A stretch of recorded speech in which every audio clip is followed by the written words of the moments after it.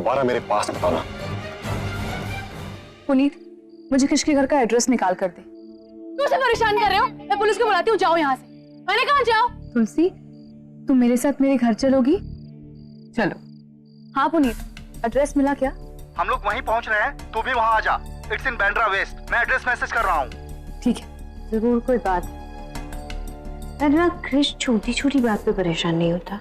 तुम लोग एक काम करना, तुम लोग यहाँ एक ऐसा सीन क्रिएट करना या फिर कुछ भी करो जैसे जिस तरह से उस सिक्योरिटी का तुम लोग पर अटेंशन डाइवर्ट हो जाए, उनका ध्यान तुम पर आ जाए, और जैसे उनका ध्यान तुम पर आएगा मैं यहाँ से स्नीक आउट कर लूंगी।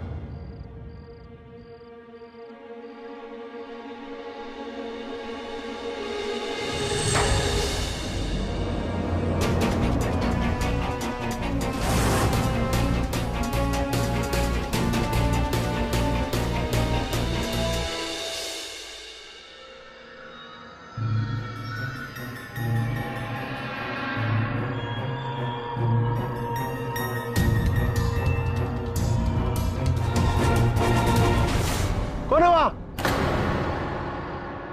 रुको।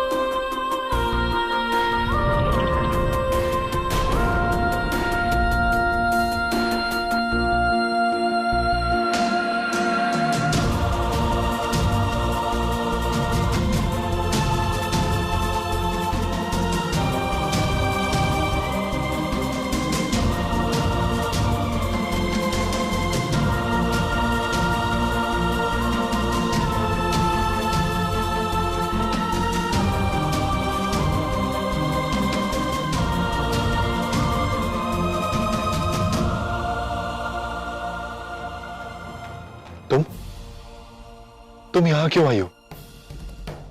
मैंने कहा था ना कि मुझे दोबारा अपनी शक्ल मत दिखाना। अगर आपको मेरी शक्ल से इतनी ही प्रॉब्लम है तो आपने मेरी पेंटिंग्स क्यों बनाई? और वो भी इतनी सारी पेंटिंग्स कैसे बनाई?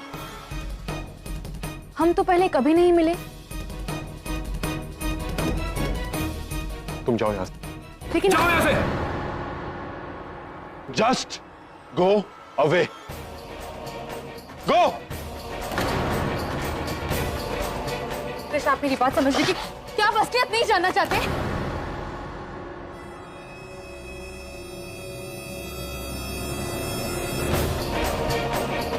आप नहीं जानना चाहते कि मुझसे बिना मिले, मुझे बिना देखे आपने मेरी पेंटिंग्स कैसे बनाए? अगर मैं चली गई तो आपको ये कभी नहीं पता चलेगा। मैं जानती हूं कि ये सवाल आपको परेशान कर रहे होंगे, लेकिन इनका जवाब सिर्फ मैं जानती हूं। I can tell you कि ये सब क्या हो रहा है। 2 मिनट तुम्हारे पास सिर्फ 2 मिनट हैं। जो बोलना चाहती हो जल्दी बोलो। अब विजय, युवराज माधव को ढूंढ। तेरी जो कहानी पिछले जन्म में अधूरी रह गई थी, वो राधिका के रूप में इस जन्म में पूरी हो जाए। देवसेना बुआ ने बिल्कुल सही कहा। ये कहानी अधूरी नहीं रह सकती। इस कहानी को पूरा होना ही होगा। जिस कहानी को पूरा करने के लिए मनु और माधव ने अपनी जान दे दी, वो कहानी अधूरी कैसे रह सकती है? 30 सेकेंड आराम। और अब तक तुमने सिर्फ फिजूल की बातें ही की है। कौन सी कहानी? किसकी कहानी? कौन माधव और कौन मनु? मुझे सिर्फ इतना जानना है कि मैं बार बार सिर्फ तुम्हारी पेंटिंग क्यों बनाता हूं। इस बात का जवाब दे दो। इस बारे में सोच सोचकर मेरा दिमाग चलना बंद हो चुका है। दिल के सवाल दिमाग से किए जाए तो जवाब कैसे मिलेगा? क्या मतलब? मतलब ये कि मनु और माधव की कहानी किसी और की नहीं, बल्कि आपकी और मेरी कहानी। लेकिन आपको इस बात की खबर तक नहीं। बस तुम अपनी ये झूठी और पोएटिक बातें अपने पास रखो। I just want a concrete answer. जवाब चाहिए मुझे। ठीक है, तो सुन लीजिए।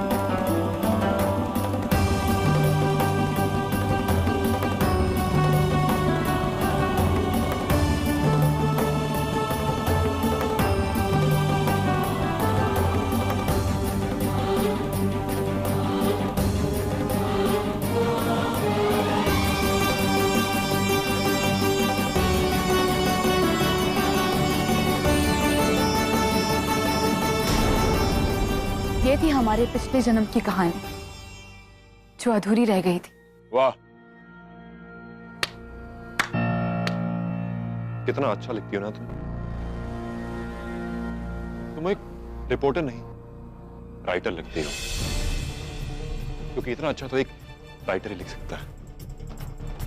ये सब एक इंटरव्यू के लिए। Yes I know. तुम क्लब में मेरा इंटरव्यू लेने आई थी ना। अगर आपको ये सब कुछ बनी बनाई कहानी लग रही है तो मुझे जवाब दीजिए कि मुझसे बिना मिले, मुझे बिना देखे आप मेरी पेंटिंग्स कैसे बनाते? इत्तेफाक। ये सिर्फ एक इत्तेफाक है और कुछ नहीं। अपनी ये बकवास पुनर्जन्म और अधूरी कहानी अपने पास रखो। तुम बस मेरी जिंदगी और यहां से बाहर निकलो। इत्तेफाक अगर रोज रोज होता है तो वो इत्तेफाक नहीं, सिलसिला होता है। और आपके हाथों से मेरी एक नहीं, ना जाने कितनी पेंटिंग्स बनी जो पिछले जन्म से जारी है, जब हमारी कहानी अधूरी रह गई थी। Just shut up. बस तुम इस जगह से और मेरी जिंदगी से दूर चली जाओ। Just go away.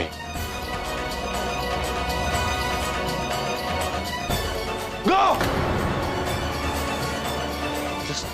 Just go.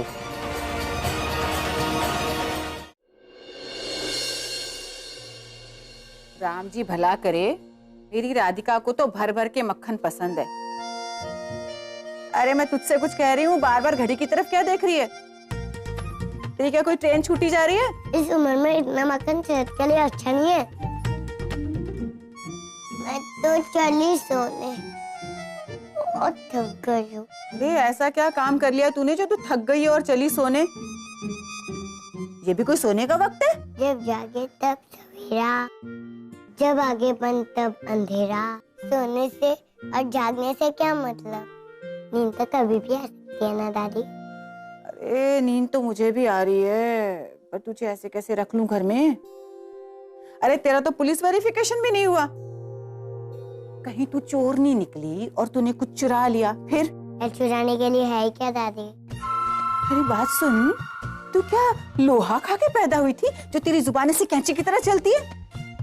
और एक बात सुन ले, दादी तो मैं सिर्फ अपनी राधिका बिटिया की हूँ, तेरी नहीं हूँ, राम जी की कृपा से। हाँ नहीं तो राधिका की दादी, मुझे तो बहुत नींद आ रही है, मैं तो चली सोने। हाँ ठीक है, नींद आ रही है। उधर एक कमरा है छोटा सा, जाके वहीं जाके सो जा। चल, पंखा तो चलता है ना? एसी लगवा दूं? पंखा तो चलता है ना? चलता है पंखा, जा सो जा। Good night. और हाँ, ये प्लेट साफ कर देना।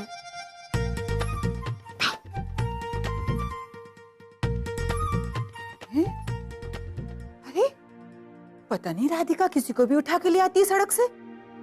क्या करूं मैं इसका?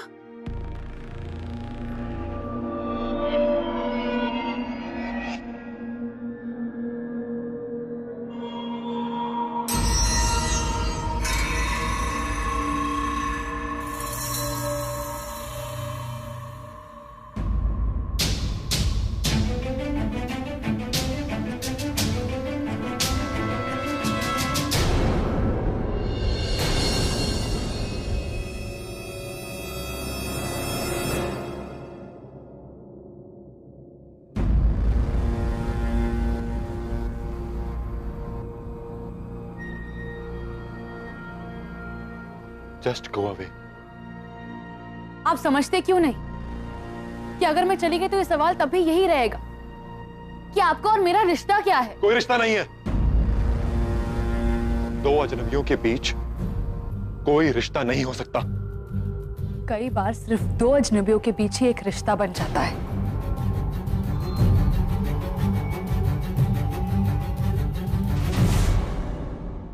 याद कीजिए, हम दोनों हमेशा एक दूसरे से क्यों टकराते हैं? ये इंटरव्यू भी एक बहाना है। सच बात तो यह है कि किस्मत हम दोनों को एक दूसरे से मिलाना चाहती है।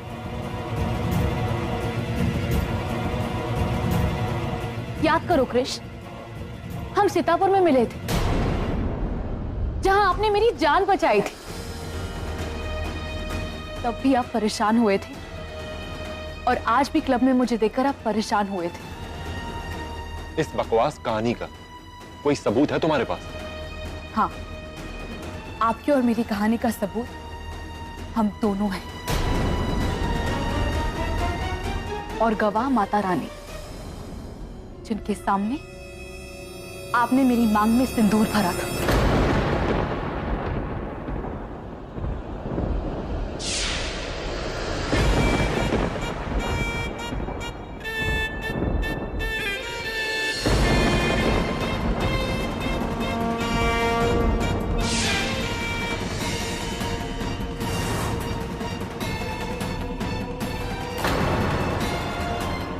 याद करो क्रिश, आप युवराज माधव हैं,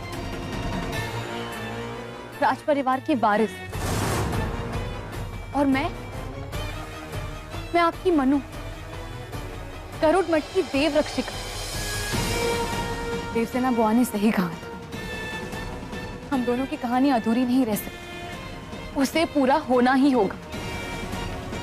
एक बार अपनी बनाई इन तस्वीरों को देखो, आपको खुद पता चल जाएगा। दिमाग से नहीं, दिल से सोचो, वो अपनी कहानी बयां कर देगा। बस झूठ बोलना बंद करो। मुझे तुम्हारी इस अधूरी कहानी का हिस्सा नहीं बनना।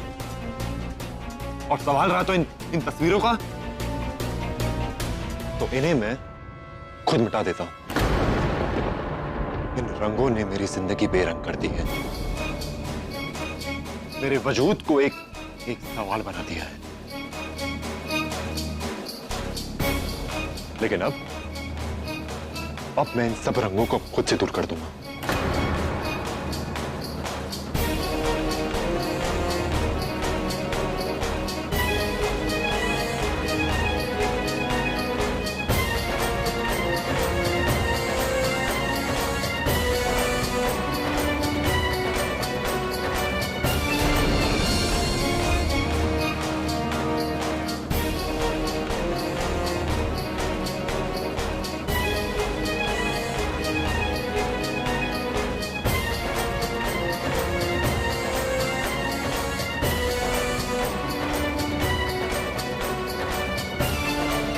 बरसों से इस सवाल ने मुझे परेशान किया हुआ था, मुझसे मेरी रातों की नींद छीन ली थी। और आज अचानक एक चेहरा मेरे सामने आता है।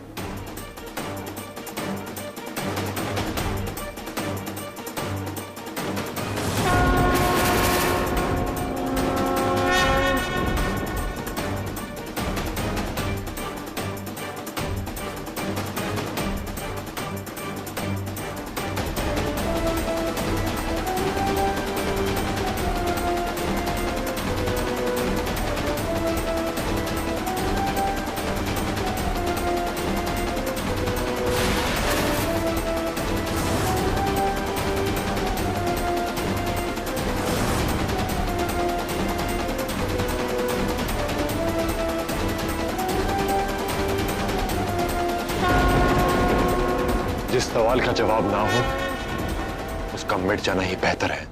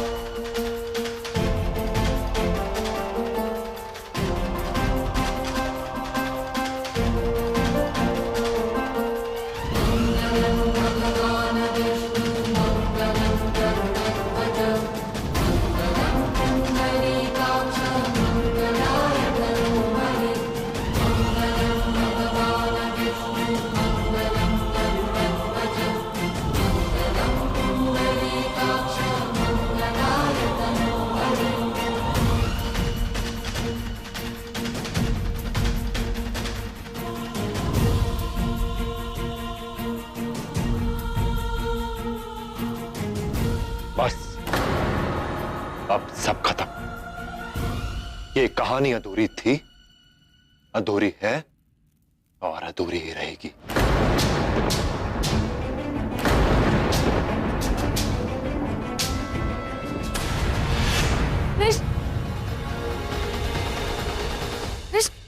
कृष, आप बात समझने की कोशिश कीजिए। मैंने जो भी कहा वो सच है।